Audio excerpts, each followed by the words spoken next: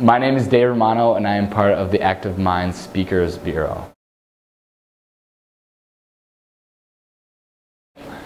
I was so guilty and hopeless, and I felt so bad that I was disappointing everyone, and I was this huge failure that I thought, because I wasn't this tough guy and I wasn't the man that I was supposed to be, so I'd go and I would self-motivate myself to say, you know, you need to toughen up. And I'd do this by standing in front of the mirror and just calling myself weak and just beating myself through words, and also physically. I'd stand there and I'd hit myself, or I'd cut myself to try and motivate myself, because I felt so empty inside and so alone and isolated, and all I wanted to do was really fit in.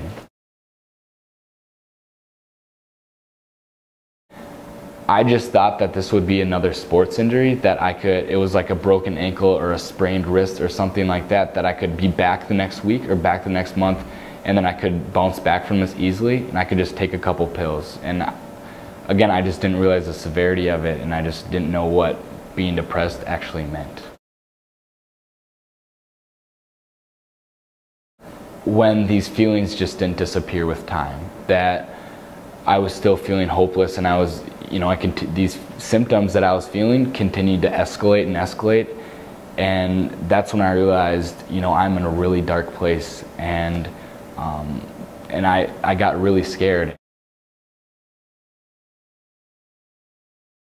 I was an athlete, and I was involved, and I was popular, and how could I be depressed? The stigma that I shouldn't be like this. I don't look like someone who's depressed on the outside, but inside I was really feeling these feelings.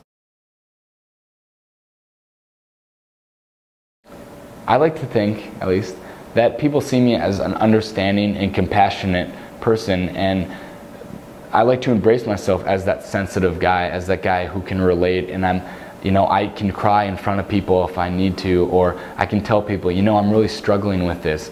Because that's what I've realized what a man actually is he embraces himself, and that he can go out there and he can seek help instead of hiding from it and trying to handle things alone. He can go get help when he needs it.